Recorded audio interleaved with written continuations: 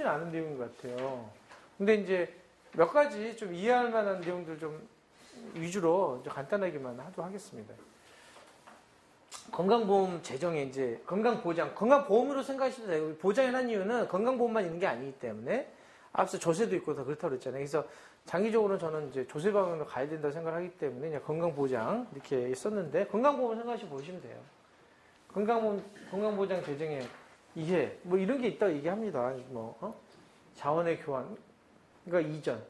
다 무슨 뜻인지 알겠죠? 보건의료 재정이 다 건강보험 재정으로만 이루어지는 건 아닙니다. 개인 비용도 있고 민간보험도 있기 때문에. 근데 대부분은 선진국은 거의 똑같겠죠. 이게 높을수록 좋은 나라다 보시면 돼요. 의료비에서 건강보장의 비율이. 예.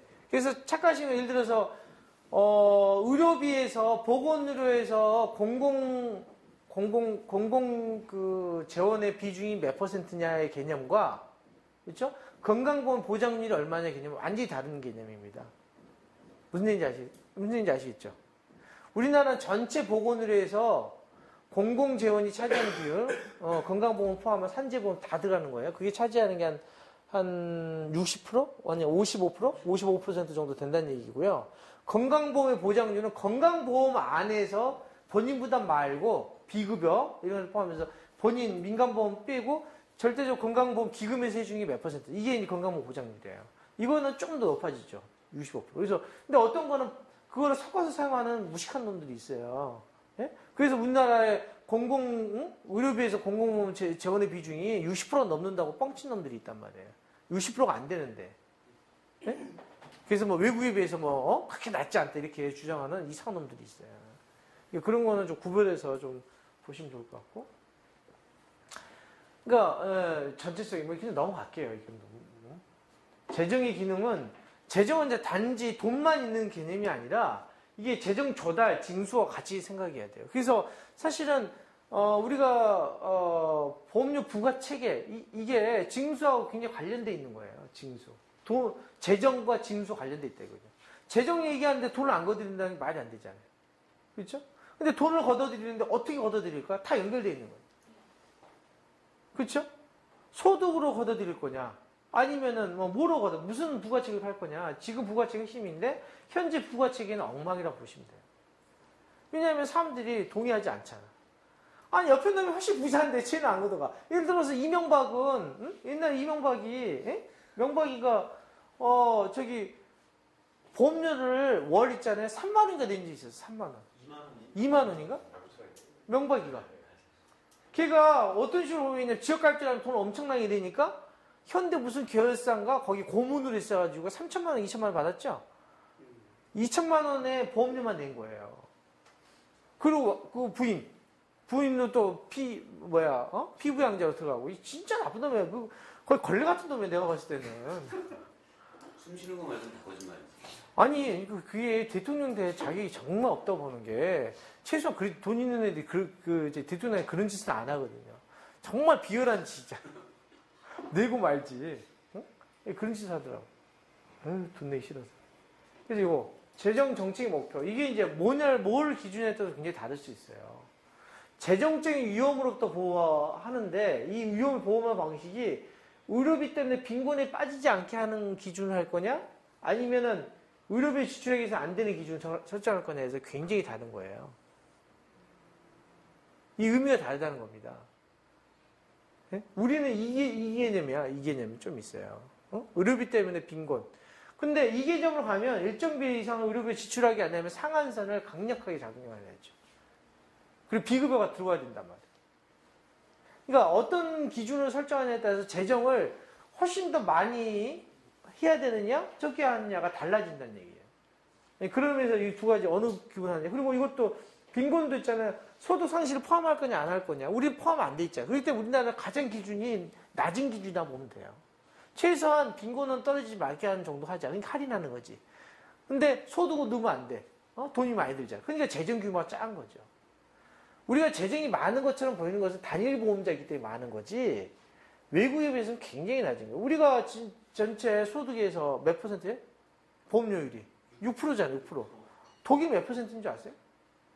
임금의 16%예요. 16%를 걷어들인다니까.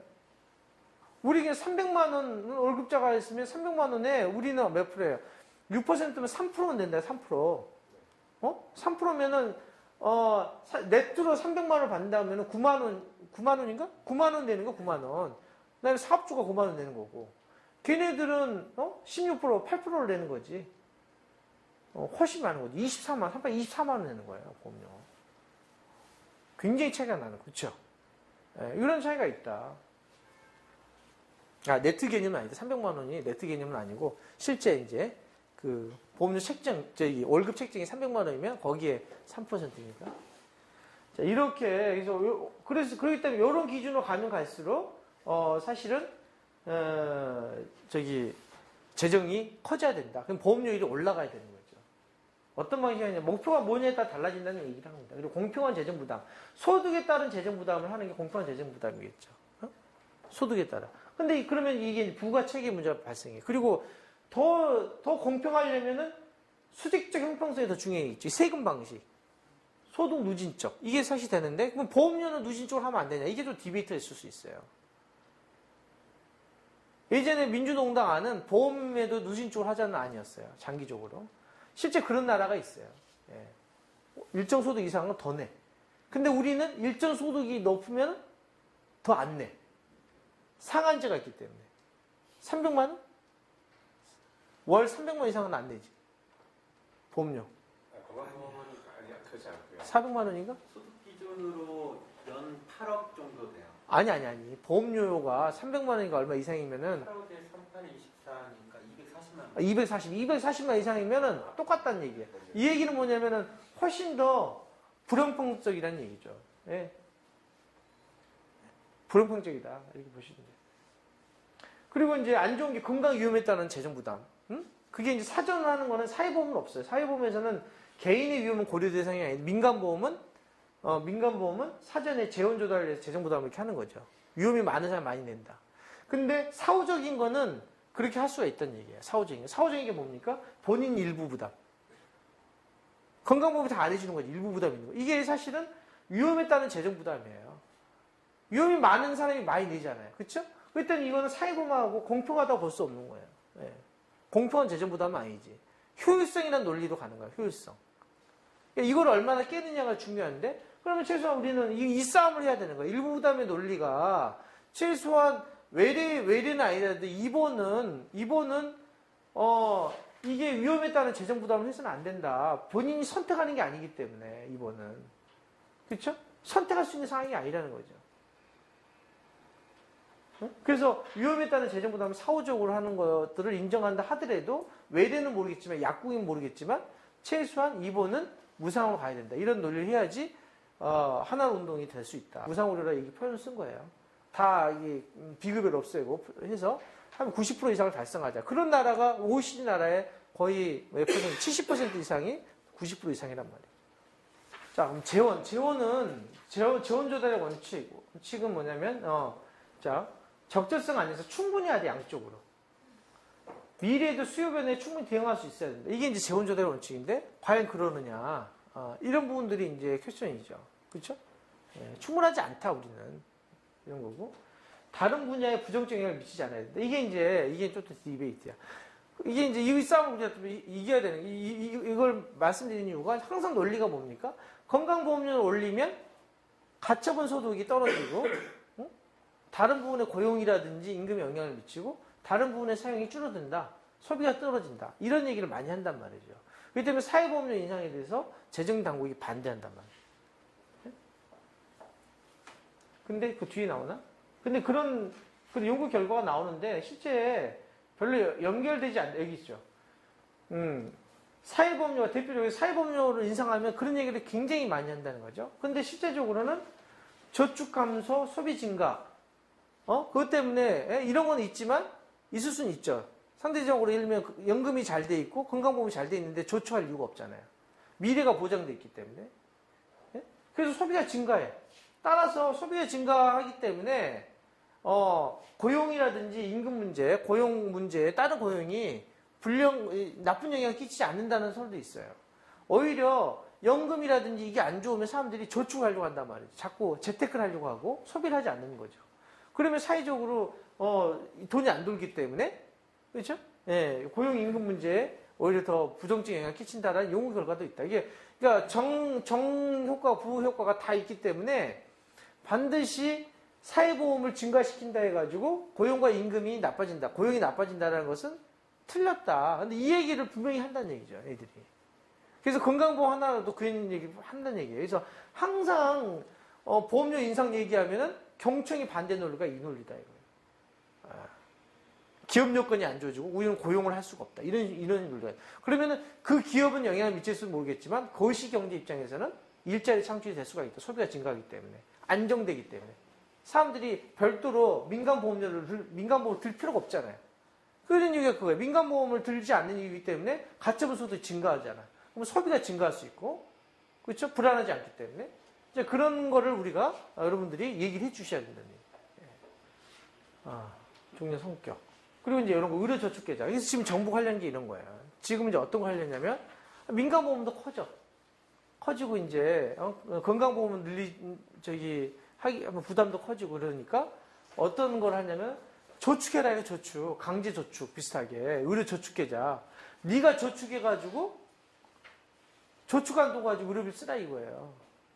이게 이제 싱가포르 모형인데 이거를 이제 일부 옛날에 도입하려고 난리 쳤는데 최근에 이런 얘기 또 나와요. 대안으로. 건강보험 보장성 강화의 대안으로 나와. 그러면 상 매력적이잖아. 누가 매력적이에요? 중산층 이상이 매력적이에요. 상위 30%, 중산층도 아니에요. 상위 30% 이상이 매력적이야.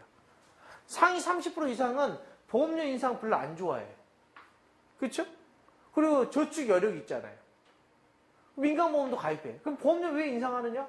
이거 하려면 저축을 해서 싱가포르 모형처럼 다른 용도로 쓰지 않는 거예요. 그 용도만 쓸 수 있는 저축 계좌를 만드는 거죠. 정부가. 그리고 비과세, 세금 해주고 거기에 대해서는 이제 연말정산에 포함시키는 이런 거예요.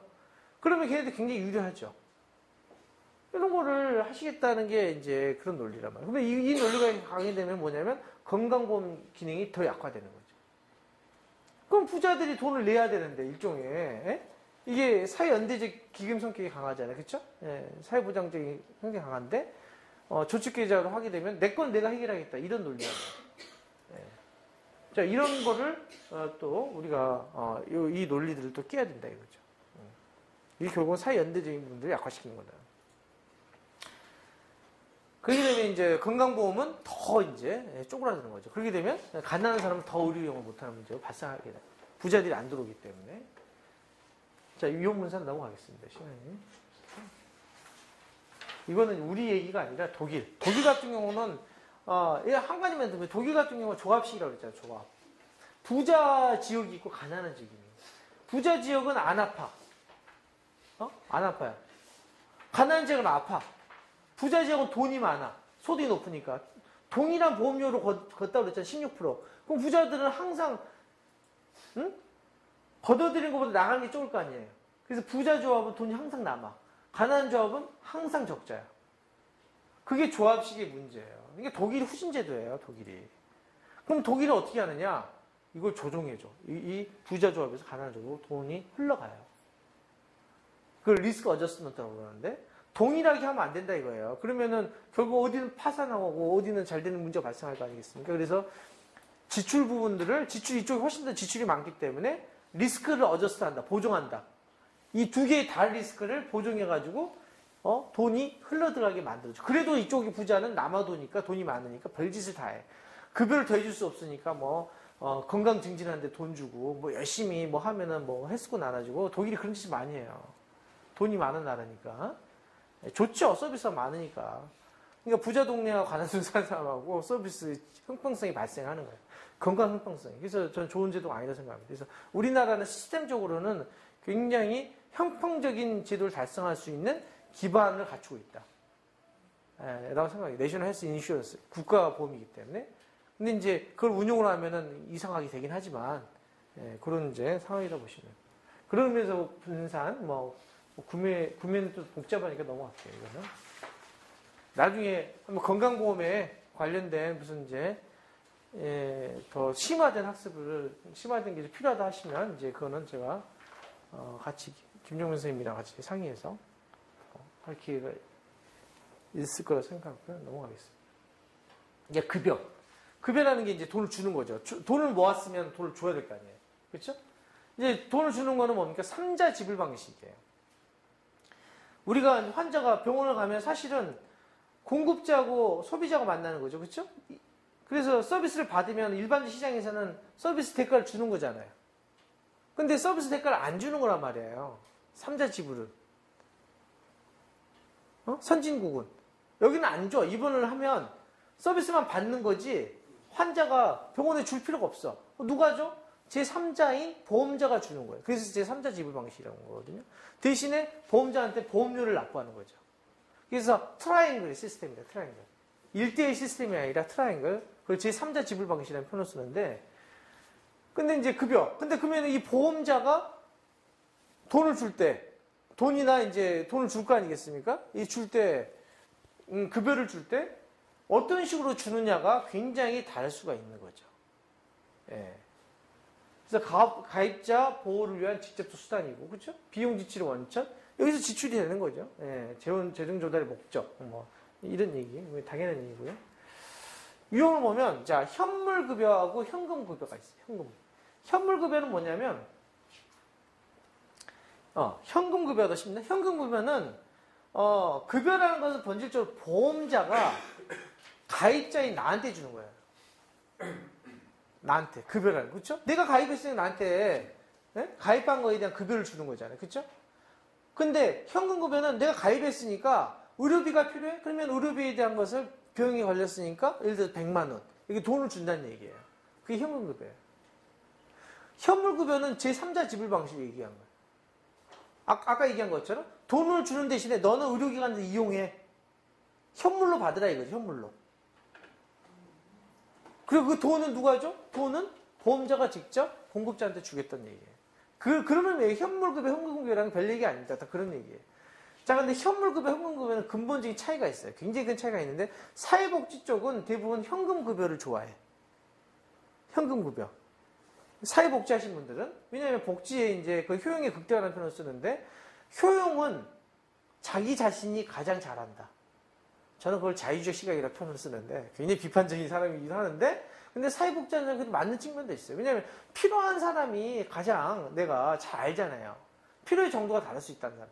어떤 사람은 먹는 게 더 필요한 수도 있고 어떤 사람은 주거가 더 필요할 수도 있고 어떤 사람은 통신을 안 하면 나 죽는 사람도 있고 그래서 슬픈 얘기도 있었잖아요. 얼마 전에 기초생활 수급권자 그 아주머니 저기 혼자 사는 아이랑 아이 키우는 이제 애기 엄마였는데 둘이 애기 엄마죠. 그죠? 초등학생이 그러는데 국가에서 60만 얼마인가 받았어요. 65만 원인가를 기초생활 수급권자로 현금을 받았는데 그게 대표 현금 급여죠. 급여를 받았어. 65만 원 중에서 40만 원을 뭐 했었게요? 월세 썼으면 제가 그런 말 했겠습니까? 네? 아이라고 그랬어요. 아이. 초등학교 다니는 아이. 40만 원을 학원비로 썼어요. 영어 학원비로 썼어요. 네? 충격적이죠. 그러니까 그 사람은 20 몇만 원. 물론 기초생활 수급권자라는 것은 자기가 이제 기타 소득이 100 얼마죠? 최저생계비 이상을 벌기 때문에 나머지 차익을 주는 거잖아요. 그러니까 한 30만 원 벌었겠지. 그래서 나머지 부분들을 가지고 월세 내고 뭐 내고 먹는 거를 거의 기하선상에서 하는 거고 나머지 사실 몰빵을 아이 학원비를 한 거예요. 이게 이 나라의 모습이라는 거예요. 그럼 40만 원은 그 사람의 거의 50% 이상을 지출한 거잖아요. 그렇죠? 50%를 지출했는데 일반 중산층 이상의 40만 원은 턱도 없는 사실은 아주 껌값이잖아. 교육비로. 더 지출하잖아요. 엄청난 지출하잖아요. 이게 이 나라의 문제라는 얘기예요. 그래서 근데 어떻게 보면 이제 뭐 문제가 떠나가지고 어떻게 보면 40만 원 주는 가장 아이 엄마가 선택하는 최적의 선택일 수도 있는 거죠. 자기 효용, 자기가 필요한. 자기의 필요는 먹는 게 아니야. 아이에 있는 거야, 아이에. 미래. 그러니까 그런 게 현금급여가 더 중요하다고 생각을 하는 거예요. 복지 쪽에 하시는 분들은. 현금급여를 해야 된다. 근데 우리는 현물급여야 된다, 현물급여. 왜? 의료는 의료에 써야 된다 이거예요. 건강은. 응? 그게 예전에 이제 제가 이제 우리 이제 당연히 유시민 장관하고 대립했던 것 중에 하나였는데, 대립했던 게 하나에 뭐였냐면, 그 당시 이제, 예, 아주 논쟁을 많이 했었죠. 논쟁 하는 게 딱 한 가지 이제, 의료급여에 수권자에 대한 논쟁이 있었어요. 제가 그 위원회에 참가를 했거든요, 정부에. 민주노총 대표 선수로 참가해가지고, 이제, 예, 위원회에서 격론이 벌어졌는데, 그 당시 유시민 장관이 이제 바꾸겠다. 기초생활, 그 의료급여 수권자들이 의료용을 너무 이상하게 한다 이거예요. 뭐, 파스를 뭐, 몇천 장 쓰고, 의료용을 너무 이렇게 무분별하게 하니까, 돈을 줘서,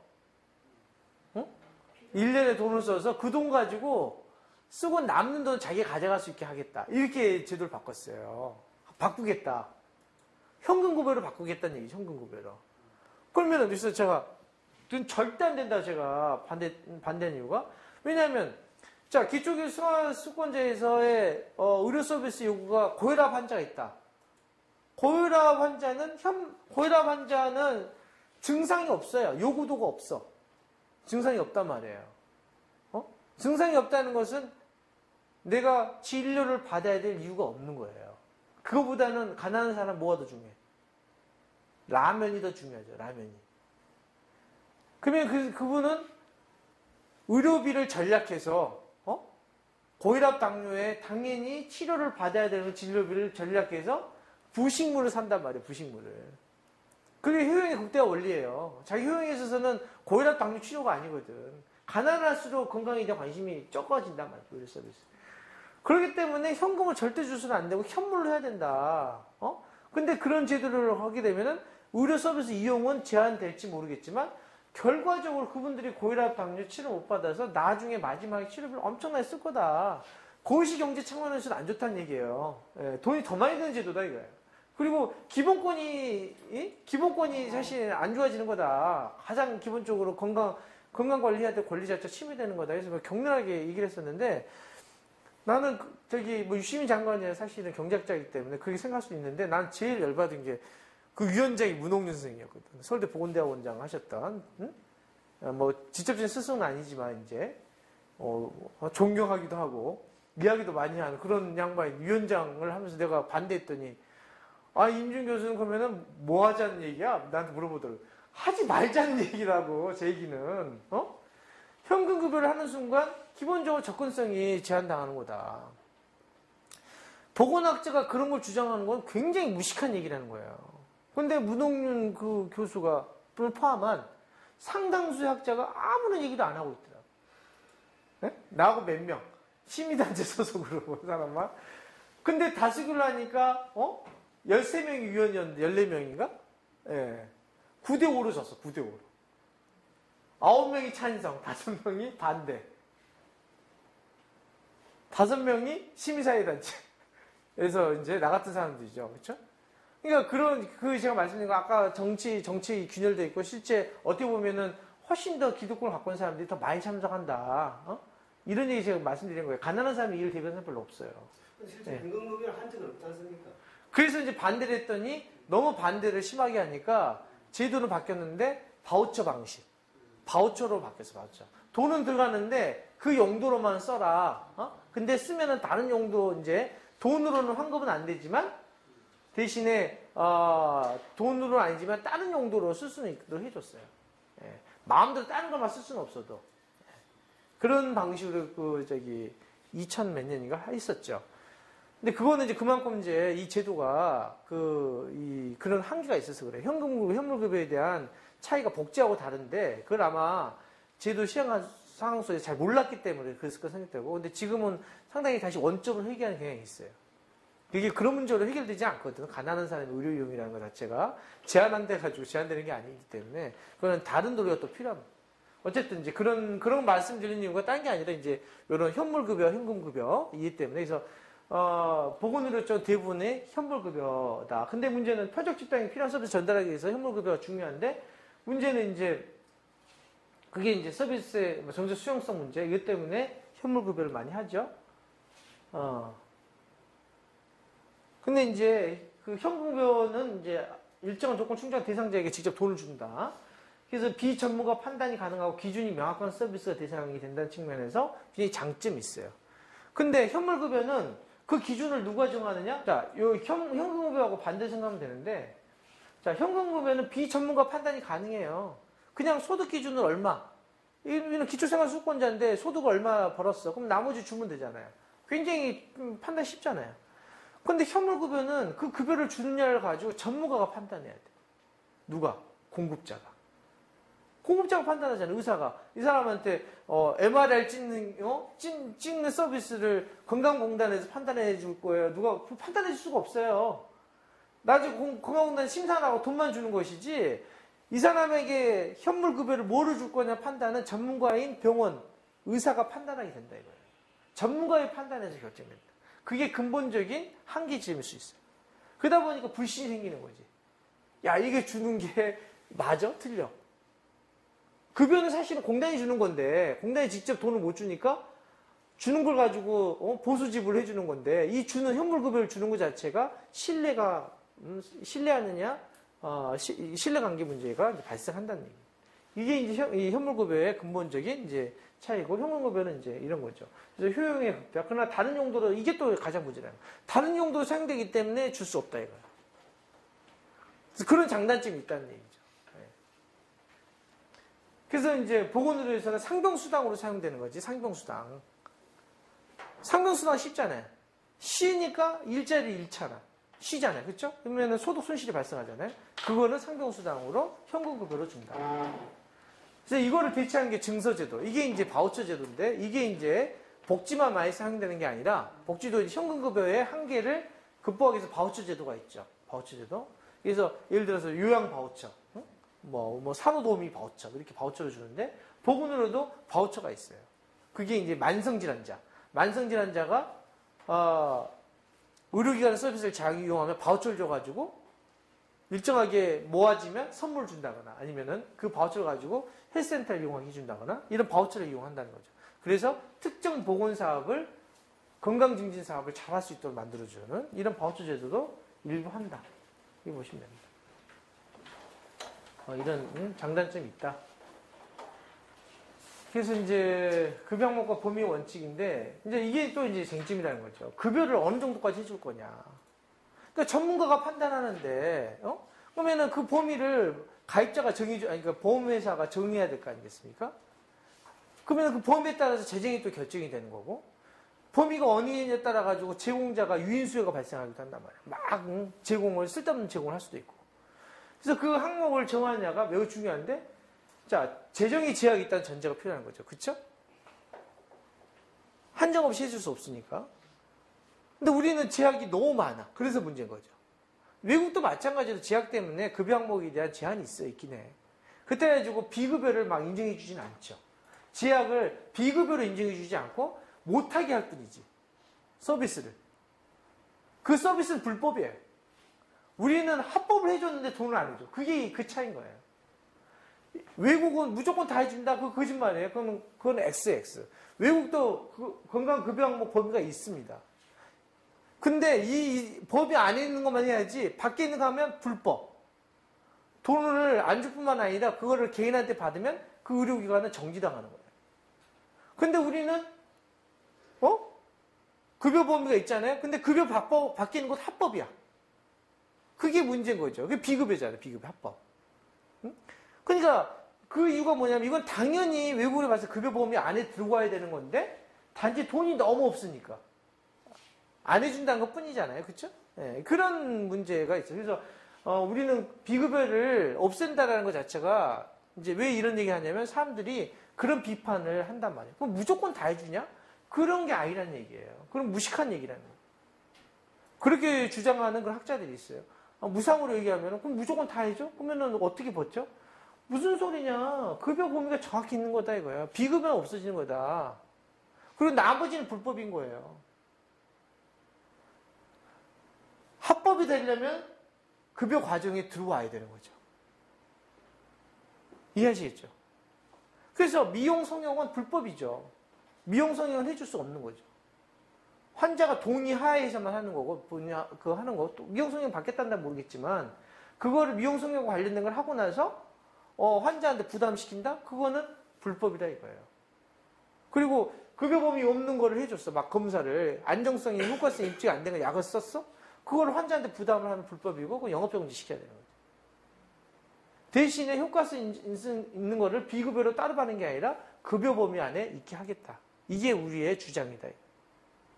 정확하게 범위가 있는 겁니다. 요거는 하셔야 돼요. 그래서 무상의료, 건강보험보장성 얘기할 때, 하나를 할 때 그런 주장이 돼서 여러분들이 그런 방어를 해 주셔야 돼요. 그래서 한정된 자원과 배분이 있어야 되기 때문에 당연히 범위가 있어야 돼요. 우선순위의 문제가 분명히 있을 수밖에 없다. 그래서 보장성 무상의료가 되더라도 이거는 계속 사회적인 쟁점일 수밖에 없어요. 전 세계적인 쟁점이에요. 뭘 해줄 거냐 말 거냐. 자, 대표적으로 우리만 안 해준 게 아니라 외국도 안 해준 게 우리 여기 로렌츠 오일 아세요? 로렌츠 오일? 로렌츠 오일. 그거 해줘야 될 것 같지 않아요? 로렌츠 오일 해준 나라가 없어요. 보험에서. 왜 안 해주냐? 로렌츠 오일이 효과가 있다라는 에비던스가 없어요. 에비던스가, 그러니까 증거가 없다 이거예요. 과학적인 증거. 근데 로렌츠 오일을 먹은 사람은 경험적으로 좋아진다고 생각한단 말이에요. 그리고 그게 약이냐? 이런 것 때문에 건강보험에서는 해준 나라는 없어요. 그럼 어디서 하느냐? 별도 펀드를 조성해서 하는 거야. 기금을 조성해서. 대부분 기금 조성해서 하는 거지. 근데 최대 정점 우리나라도 로렌츠 오일 해달라는 거예요, 지금. 응? 희귀난성 질환자 중에서 그 주장하신 분도 있어요. 쟁점 중에 하나예요. 근데 그건 이해가 가요. 그거 아이가 커가잖아요. 그러면은 로렌츠 오일만 한 달에 100만 원 써. 100만 원 먹어야지 살아. 오일값만. 내가 그거 들으면 눈물 없이 들을 수가 없어요. 여러분들 희귀질환자 그런 가족들하고 들어오면은 나라를 빨리 어떻게 확 바꾸든지 하고 싶은 욕구가 막 생기는데 그런 욕구가 안 생길 때마다 환자 한 번씩 만나면 욕구가 생기거든요. 근데 진짜 심각한데 저도 얘기를 못해. 이거는 건강보험에서 해줄 수 있는 성격이 아니다. 말은 안 하지 앞에서는. 그러니까 그런 범위라는 거는 그런 문제가 있다는 얘기죠. 예. 그럼 어떤 원칙 할 거냐? 그래서 이제 보세요. 이것도 보세요. 결정의 원칙을 정한 나라, 과정을 명확히 정리한 나라에 나라가 다르잖아요. 이거는 다 있다는 얘기예요. 없는 나라가 없어요. 다 범위는 다 정한다. 근데 어느 수준에 있느냐가 이제 다른 거지, 나라마다. 그리고 우리처럼 이런 말도 안 되는 제도는 없다 이거예요. 합법으로 해놓고는 비급여다. 이거는 말이 안 된다. 그래서 급여가 이제 범위 원칙, 급여 수준이 충분해야 되겠죠. 이제 목적 달성 충분한가, 접근성 이런 문제 이런 것들도 이제 중요한 내용이 되겠고, 접근성, 그렇죠? 네. 뭐 쉽지 않은 내용인데, 그리고 이제 충분성에 대한 논점이 필수 보건 의료가 어디까지냐. 이게 또 최대 쟁점. 이게 이제 전문가들과 일반 시민과의 간극일 수도 있고 여기에 있어서의 갈등이 있단 말이에요. 근데 전문가들은 기본적으로 필수 보건 의료라는 시각을 매우 있잖아요. 전문주의적 시각으로 접근한다. 응? 예를 들어서 그거는 이제 임상적 접근 방식인데, 예를 들어서 자 병원에서 입원한 환자가 식대 있죠, 식대를 보장해 주는 거에 대해서 의사들은 찬성할까요, 반대할까요? 절대적으로 반대하죠. 왜? 이거는 필수 보건 의료라고 생각하지 않아. 의료 행위가 아닌 거지. 식대를 먹는 게, 밥을 먹는 게 어떻게 의료 행위냐 이거. 밥을 먹는 데가 치료가 되는 게 아닌데. 그럼 그걸 해줄 거 바에는 약제를 해드라 이거. 약을. 근데 저 같은 사람은 약보다 식대가 해야 된다는 거를. 왜 그러느냐? 입원했을 때 행위는 통으로 이루어진단 말이에요. 통으로.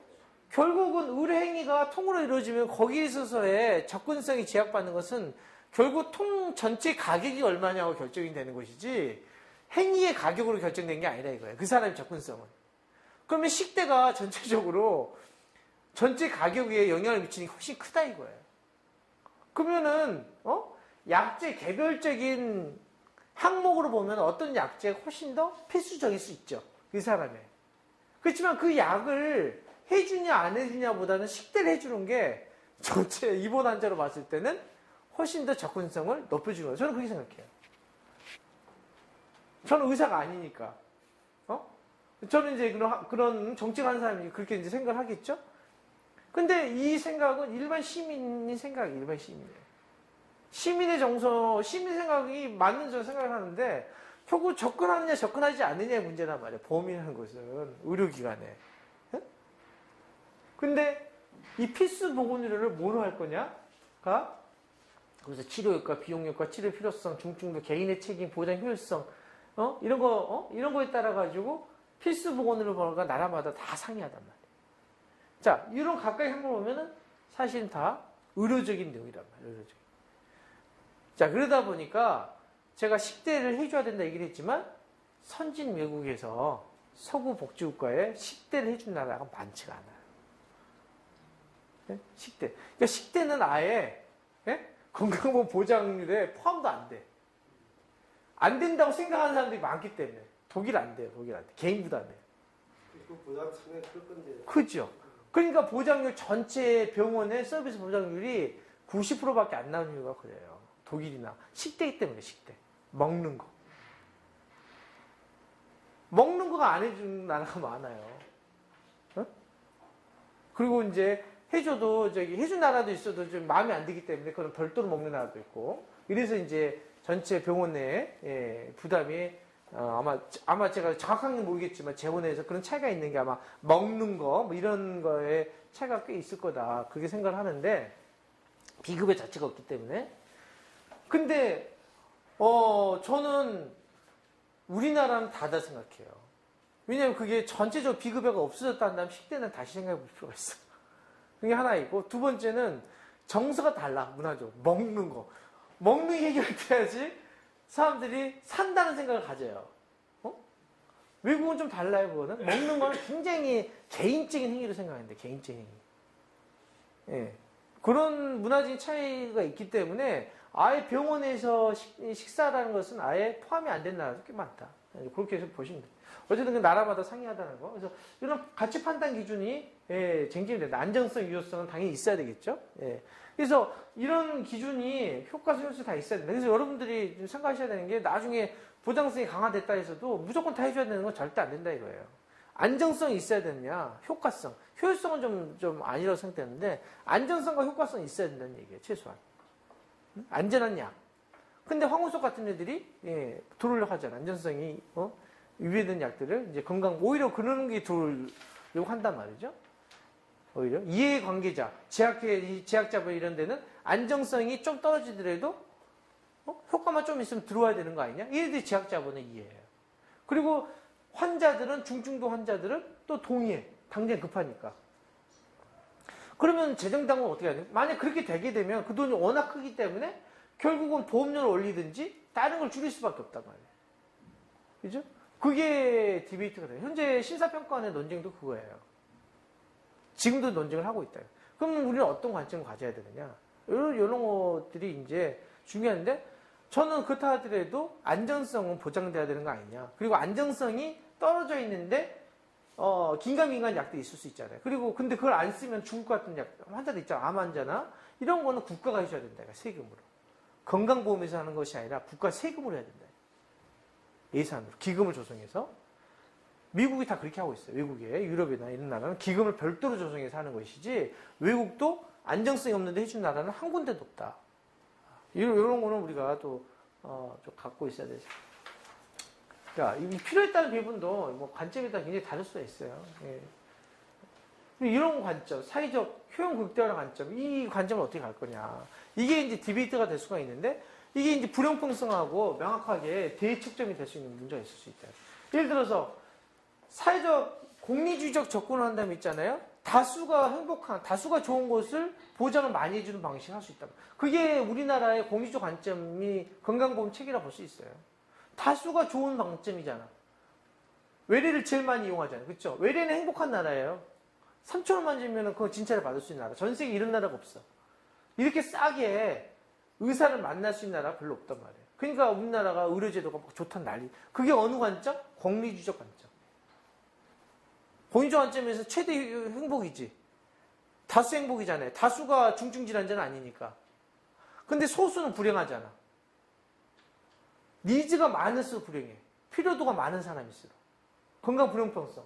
장애인일수록 불행해. 노인일수록 불행해. 아플수록 많이 아플수록 불행하단 말이에요.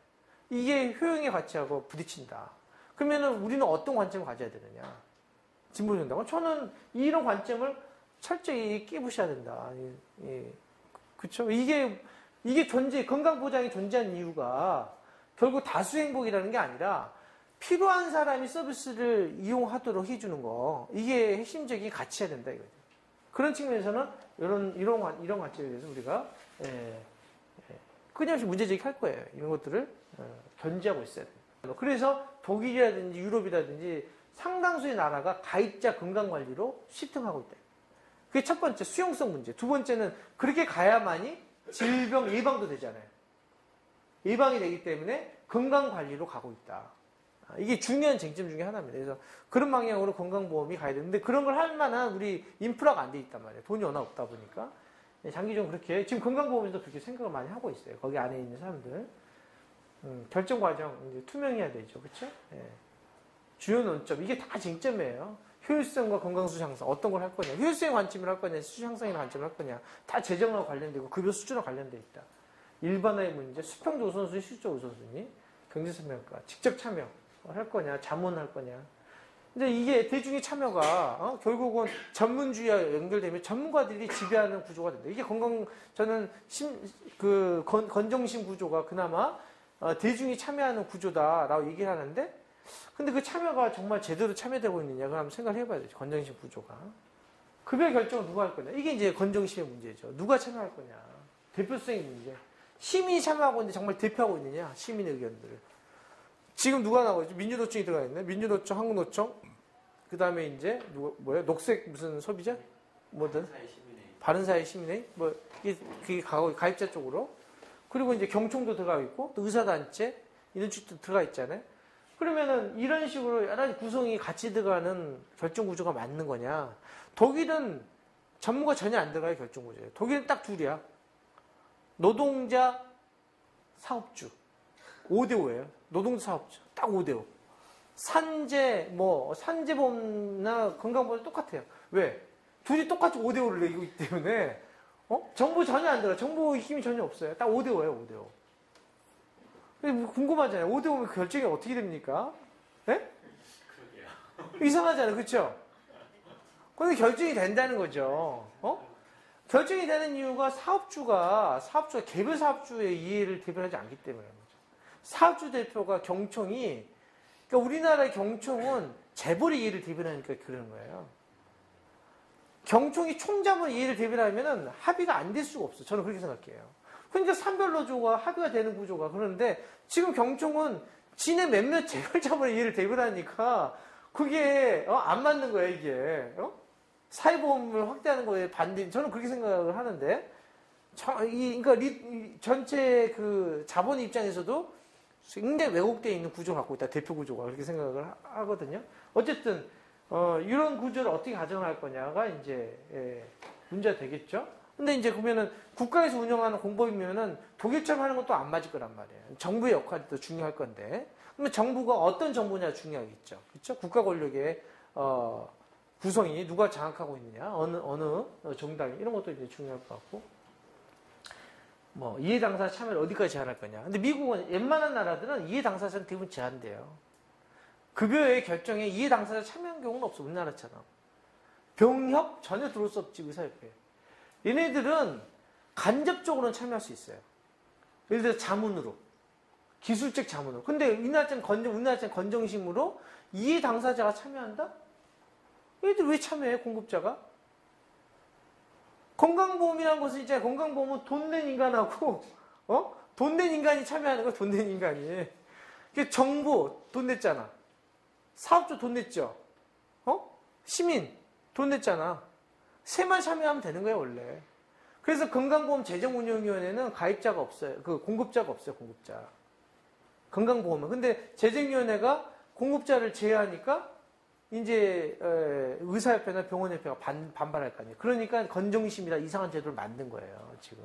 거기서 결정을 하자니까 결정이 돼. 결국은 정부는 어떤 노림수를 노렸느냐. 가입자하고 공급자하고 싸우기를 원하는 거고, 싸우니까 정부가 중간에서 기만 쪽으로 숟가락을 약간 올려주고 이런 식으로 자기가 조종한 그런 식으로 해서 문제를 풀어나가는 거죠. 저는 그래서 건전식 구조가 잘못됐다고 봐요. 일단 공급자는 빼야 된다. 원래는 참여시키지 않아요. 회의는 참석하지만 결정은 참석하지 않는다. 기술적 자문은 해도. 맞죠?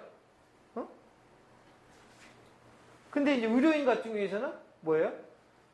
그 결정에 참여하는 게 아니라 의료인 같은 경우에서 이제 무슨 단체로 참여하는 것이 아니라 개별 전문가로 참여하는 거죠. 전문가.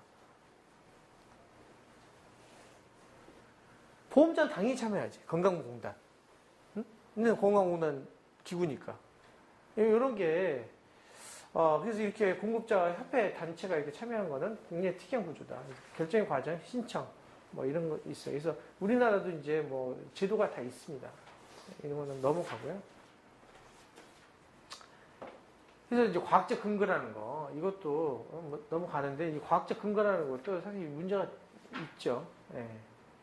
어디까지를 인정해 줄 거냐. 이게 다 전문가에 의해서 결정이 돼요. 그때는 보건의료가 의료 전문가의 통제에 많이 있는 거예요. 그러니까 수많은 영역에서 의료 전문가가 급여 범위를 통제할 수 있는 구조를 갖고 있어요. 왜? 다 전문성이기 때문에. 이게 에비던스가 있느냐 없느냐 가지고 안전의 효과 그거 전부 다 연구 결과잖아요. 그럼 다 전문가 가지고 자문을 한단 말이야. 근데 결정 구조까지 해서는 안 된다. 이런 문제의식인 거죠. 근데 이제 요것만 하고 이제 끝내도록 하겠습니다. 제공자에 대한 보상 어떻게 할 거냐. 결국은 이제 제3자 지분 현물급여니까 돈을 어떻게 주느냐가 결국 공급자에 영향을 미칠 거란 말이죠. 그럼 진료 보수의 원칙을 뭘 할 거냐. 자원 소모량을 정확하게 반영해야지 사실은. 쓴 만큼 줘야 되겠죠. 이게 어려운 거예요. 쓴 만큼을 어떻게 평가해? 그러니까 행위별 수가제도가 나오는 거예요. 행위별 수가제. 행위별 수가제만큼 정확한 거 없잖아. 쓴 만큼 줬잖아. 그죠? 근데 두 번째하고 안 맞아. 불필요한 비용 지출 가능성을 최소화해야 돼. 이게 대립하는 거예요, 행위별은. 행위별은 쓴 만큼 분명히 줬는데 두 번째 불필요한 지출을 막지는 못하는 거예요. 그리고 질적 수준을 유지하고 기술 발전을 제어하지 않아야지. 이거 네 가지를 다 만족하는 지불제도는 전 세계에 하나도 없다. 네 개 중에서 어떤 거를 주요하게 관점을 봐야 되느냐. 이게 이제 있다는 거죠. 그래서 불필요한 비용 지출 가능성을 최소화시키는 관점에서 이 세 가지를 적절하게 할 거냐. 요거를 관점에 두면서 나머지를 할 거냐. 이게 다른 거예요. 행위별 수까지는 요 관점이 핵심이에요. 핵심. 그 다음에 나머지는 들어가는 요인이란 말이죠. 그러니까 불필요한 비용 지출 가능성을 최소화하기 위해서 심사를 강화하는 거예요. 심사를. 그리고 이제 그러면 개인에 대한 보수가 있고 조직에 대한 보수가 있다. 일단 개인 사회활동에 대한 보상, 제공 행동에 미치는 영향이 있죠. 넘어가고요. 재정에 미치는 영향이 커. 결국은 이제 이 재정 지출에 영향을 미치기 때문에 경제적 요인에 따라서 실제 행위별 수가제도처럼 공급자가 행위를 많이 하는 방향 요인이 발생하면 그야말로 재정이 급격하게 떨어지는 거죠. 그렇죠? 예, 이런 발생. 그리고 환자에 미치는 영향도 크다. 따라서 지불제도라는 것이 사실은 이제 건강보험뿐만 아니라 환자의 어떤 행태라든지 건강 수준에 영향을 미칠 수 있다. 그래서 의사행동 모형이 있는데 의사행동 모형이 이제 왜 중요하냐면 의사가 과연 어떠한 보수 지불제도를 하느냐에 따라서 어떤 식으로 행동하냐가 중요할 수 있다 이거죠.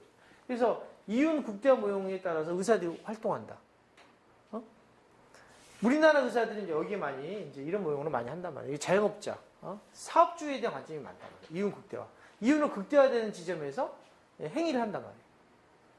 자, 이런 모형을 했을 때 행위별 수까지는 최악이에요, 최악. 행위를 많이 할수록 이윤이 극대화되기 때문에. 행위별 수까지들은 적정 지점이 없어요. 행위를 많이 할수록 이윤이 극대화되는 거예요. 그래서 의사 유인수가 크죠.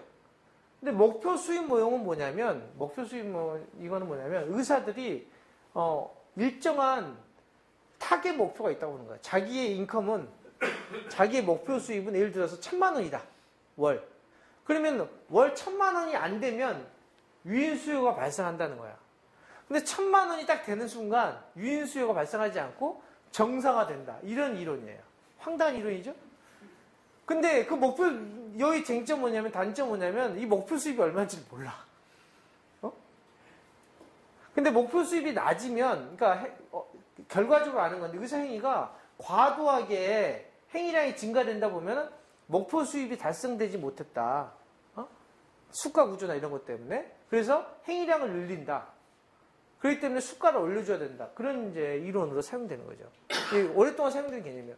이거나 사실 같은 얘기인데, 자, 이 두 가지는 결국은 일정한 인컴, 수입을 창출할 때까지 의사들은 행위를 한다는 거예요. 그러니까 이거는 결국은 시장 논리에 따라서 의사가 행위를 한다는 거예요. 자, 이건 뭐냐? 환자 대리 모형은 뭐냐? 환자 대리 모형은 의사는 환자의 대리인으로 역할을 하기 때문에 수입이 창출의 목적이 아니라 환자의 상태에 따라서, 그러니까 일종의 지주마름 절대가 아니고 이제 환자 대리인이라 이거 변호인의 개념이라는 거죠. 그래서 환자를 변호하는 개념이기 때문에 환자의 상태에 따라 가지고 적정한 진료 행위를 한다는 전제예요. 이거는 굉장히 다른 논리를 갖는 겁니다. 자, 이 모형으로 가게 되면 사실 행위별 수가제도는 문제가 안 생길 수가 있어요. 환자를 대리하기 때문에. 여기에 근접한 나라는 주치제도를 한 나라겠죠. 주치제도. 주치제도를 한 나라는 기본적으로 내 환자란 말이야, 환자. 예를 들어서 뭐 인구 1000명이나 2000명인데 내 주치를 한다고 그러면은 이 사람한테 행위를 많이 하는 것 자체가 한계가 있을 수밖에 없어요. 왜냐면 맨날 보는 환자이기 때문에. 그렇죠? 주치 모형이 많단 말이에요. 그렇기 때문에 주치를 한 나라에서는 행위별 수가제도를 해도 큰 문제가 없다는 거예요. 예를 들어서. 근데 문제는 주치제도를 한 나라는 행위별 수가제도 하지는 않지. 무슨 얘기인지 아시겠죠? 근데 요 모형이 맞는 것은 주치제도를 하지 않는 나라. 우리나라. 이런 나라 때는 주치가 아니니까 이 환자는 나한테 항상 올 환자가 아니에요. 그렇죠? 언제든지 나를 배신하고 떠난 환자. 계속 보는 환자가 아니란 말이에요. 그러니까 진료량을 계속 올릴 수 있는 유인수요가 발생한다는 거예요. 이게. 대리하지 않기 때문에. 그래서 이건 제도적으로 주치제도를 하느냐 안 하느냐에 따라 시장으로 작동하느냐 아니면 전달체계가 있느냐에 따라서 굉장히 다를 수 있고 여기에 따라서 어떤 지불제도를 하느냐가 영향이 다를 수가 있다는 얘기예요.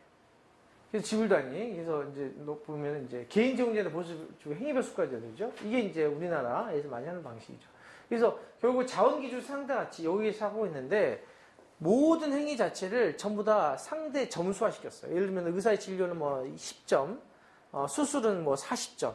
그래서 40점 곱하기 가격을 줘요. 뭐 환산 지수라고 그러나 환산 지수를 해가지고 그걸 가지고 보상을 해주는 거예요. 그러면 한 사람이 외래에서 왔으면은 주사도 맞고 진찰도 하고 간호사 모두 하고 있을 거 아니겠습니까? 한 10가지 행위로 결정된다면 10가지에 대해서 각각의 점수를 계산해가지고 최종적으로 이 사람의 진료비가 얼마가 딱 나오는 겁니다. 이게 행위별 수가제도예요. 그래서 앞서 얘기한 것처럼 원가를 충분하게 보상을 해줬을 때는 정확한 지불이 될 수 있는 장점이 있는 반면에 문제는 시장에서 결정되기 때문에 대리는 대리를 하지 않는단 말이야. 그러다 보니까 행위량을 막 늘렸을 때 그걸 다 보상해 주잖아요. 그러면은 불필요한 비용 지출이 발생하게 된다는 겁니다. 행위별 수가제도는. 포괄진료비는 그게 아니라 아예 통으로 정해진 거죠. 통으로. 그러면 외래도 할 수 있어요. 외래 오게 되면 그게 이제 고혈압으로 왔을 때는 10,000원. 당뇨 환자는 외래에 한 번 방문해서 15,000원. 이렇게 정해준다는 얘기예요. 포괄로. 그렇게 되면은 15,000원이 정해져 있기 때문에 더 할 필요도 없고 더 적게 할 필요도 없는 거죠. 물론 행위별 수가제도에 있어서는 많이 하려는 유인이 발생할 테고 이런 포괄 수가제도에서는 더 적게 하려고 하겠죠. 예. 이런 것도. 그래서 이제 의사들이 이제 뒤에 나오겠지만 인두제는 이제 사람당을 주는 거예요. 그래서 이거는 대부분 주치의 때 많이 하는 거죠. 영국에서 많이 하는 거죠. 영국에서 주치의에게 한 명당 예를 들어서 10,000원이다. 그러면은 정해지는 거예요. 자기 소득이. 그러니까 영국의 문제는 뭐겠어요? 환자들이, 그러니까 의사들이 열심히 안 봐. 이미 받는 거는 결정되니까 주치의가 엉망인 거죠. 환자 대리를 하지 않는다는 거죠. 그러니까 다 병원으로 떠넘기는 거예요. 그래서 긴 대기열 문제가 발생하더라. 그래서 이제 실제적으로 환자가 주치제도이기 때문에 대리를 해줘야 되는데 대리가 너무 수동적으로 하는 거예요. 그래서 뭘 했냐면 행위별 수가 제도를 가임했어요. 영국은. 반은 인두제로 두고 지금은 열심히 한 애한테 더 줘. 성과로. 열심히 고혈압 환자도 보고 당뇨 환자도 보면 행위량으로 준 것만 준 게 아니라 열심히 봐가지고 고혈압 환자가 관리가 잘 된다. 당뇨가 관리가 잘 된다. 관리가 잘 되는 의사한테는 돈을 더 주는 거예요. 보너스로. 그러니까 이제 이 대기열 문제가 영국이 해결됐다. 이런 얘기가 나왔어요. 그래서 이 얘기는 뭐냐. 환자 대리원 주치 모형으로 가게 되면 꼭 인두제만 할 필요가 없다는 얘기예요. 그래서 사람들이 잘못 알려지는 게 주치제도 하면 인두제만 생각한단 말이에요. 그렇지 않다는 얘기예요. 중요한 거는 환자 대리인 관계를 잘 해주기 위해서 수가제도가 어떻게 잘 적용하냐가 중요하다는 얘기예요. 그래서 나중에 건강보험이나 이제 우리가 건강보험 하나로 이후에서의 지불제도를 바꾸려 나갔을 때 교조적으로 할 필요가 없다. 교조적으로. 그 상황에 맞게 적절하게 하면 된다는 거죠. 똑같은 것은 존재하지 않는다. 나라마다 다르기 때문에 이런 얘기를 말씀드리는 거고요. 보급제는 이제 스웨덴 같은 데서 월급을 하는 거예요. 월급. 다 공용의료책이기 때문에. 월급 얼마? 병원에서 하는 방식이죠. 기관에 대한 이제 포괄수가제도 많이 하는 건데 DRG. 이거 할 때 제가 이것만 하고 이제 끝내도록 하겠습니다. 사람들이 병원 옆에서 자꾸 이런 얘기 한단 말이에요. DRG 하게 되면 서비스를 안 할 거다. 질이 떨어진다. 이런 얘기 한단 말이에요. 근데 그건 틀린 얘기가 아니에요. 맞는 얘기라 얘기해야 돼요. 그럴 가능성이 있는 거다. 근데 그걸 아니라고 얘기하는 순간 문제가 커지는 거예요. 왜? 앞서 이게 세계별 수가도 많이 해서 문제인 거고 포괄수가제 되면 적게 해서 문제예요. 사람 당연하게 적게 할 거 아니겠습니까? 돈을 똑같이 줬는데 심장질환이라고 1,000만 원을 받아서 병원에서. 그럼 옛날에는 약을 많이 썼던 거를 적게 쓰겠지. 적게 쓰라. 옛날에는 병원장이 많이 쓰면은 상장 줬겠지만 이제 포괄수가제도 하면 병원장이 뭘 하냐면 적게 쓴 놈한테 돈을 더 줘. 되도록 적게 쓰고 재원기간을 짧게 하고 빨리 내보내고 빨리 내보낼수록 유리하잖아요. 병원이. 그러니까 완전히 시스템이 바뀌어지는 거예요. 옛날 행위별에는 그러니까 심사를 강화되는 거고 포괄수까지는 심사가 아니라 심사할 필요가 없어. 뭘 쓰냐는 안 중요하니까. 안 쓰는 게 문제잖아요. 그러면 평가를 해야 돼. 평가. 질이 떨어졌는지. 이것 때문에. 퇴원을 시키지 말아야 될 환자를 퇴원을 시켰는지. 입원시킬 수 유리하니까 입원을 막 시켜요. 입원을 시키지 말아야 되는 환자를 입원시켜도 이거 평가하는 거예요. 이게 중요한 거예요. 심사는 뭐냐면 이 행위 하나하나를 껌껌이 이놈이 이거 불필요한 걸 했어 안 했어 이런 거를 각각을 다 심사한다는 거예요. 이게 시스템들이 완전히 달라진다. 근데 정부가 포괄수가제도 하게 되면 질이 떨어질 가능성을 병역이 얘기를 하고 있는데 그럴 가능성 전혀 없다. 이게 쟁점이 되면 안 된다는 얘기예요. 우리의 쟁점 뭐냐? 자, 7보수 원칙. 이게 원칙이냐, 이게 원칙이냐, 이거예요. 그리고 이걸 통해서 서비스 질이 어떤 게 더 나빠지느냐. 과잉진료를 해서 발생하는 서비스 질의 문제. 그리고 과잉진료를, 더 큰 건 과잉진료를 통해서, 이걸 통해 생리별 수가제도를 발생해서 불필요한 비용 지출 때문에 발생하는 문제가 더 큰 거냐. 아니면 이거를 최소함으로 통해서 질적 문제나 아니면 원가를 똑같이 보존해 주는 건 아니잖아요. 그쵸? 포괄해 주니까. 여기에서 계산의 차이가 발생할 수 있잖아. 어떤 병원들은 억울할 수 있잖아요. 자기는 환자는 중증 환자가 많이 왔는데 가격을 똑같은 가격을 주니까 우리는 불리하다 얘기할 수 있단 말이에요. 거기서 오는 단점이 더 큰 거냐. 사회적으로 판단해야 될 문제라는 거예요. 근데 지금 우리 사회의 문제는 이게 더 크다 이게. 불필요한 비용 지출. 너무나 과잉으로 하니까 CT도 엄청나게 찍어대고 엑스레이도 찍어대고 약제도 너무 많이 쓰게 되고 그런 게 질이 떨어지고 의료비는 폭발적으로 증가. 이걸 감당할 수 없다 우리 사회는. 이런 논쟁으로 가야 된대. 근데 복지부나 정신나간 복지부는 질이 떨어지지 않는다고 자꾸 얘기를 한단 말이에요. 근데 질이 떨어진다는 연구 결과는 굉장히 많이 있어요. 외국에. 물론 질이 큰 차이가 없다는 연구 결과도 있어. 그 질이 떨어지지 않는 이유는 뭐냐면 평가를 많이 하기 때문에. 감시를. 옛날에는 심사를 했지만 지금은 질이 안 떨어지도록 평가를 한다. 평가를. 의료기관 평가도 하고 서비스 평가를. 그걸 강화하니까 질이 안 떨어지는 것 뿐이지 평가를 안 하면 질은 확 떨어져요. 세상 사람 똑같아요. 사람들은. 그러니까 자기 이윤을 극대화시키려고 하기 때문에 병원은 당연하게 진료 소모량을 줄일 거다 이거죠. 자원. 많이 안 쓸 거다. 이거죠. 그래서 그런 관점들을 우리가 얘기할 필요가 있다. 그래서 건강보험제, 뭐 다 끝났는데, 건강보험 관련돼서 우리가 이제 하나로 운동하고, 이제 결국은 그 다음 쟁점은 지불제도로 가게 될 텐데, 지불제도로 관련된 수많은 쟁점의 공격들이 있을 거래요, 공급자들이.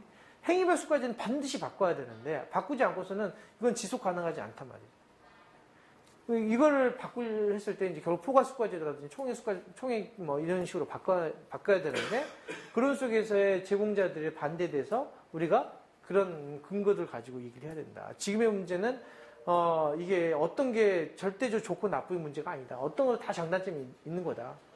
현재 있어서의 문제를 해결하는 방법이 뭐냐. 이런 식으로 접근해야 된다.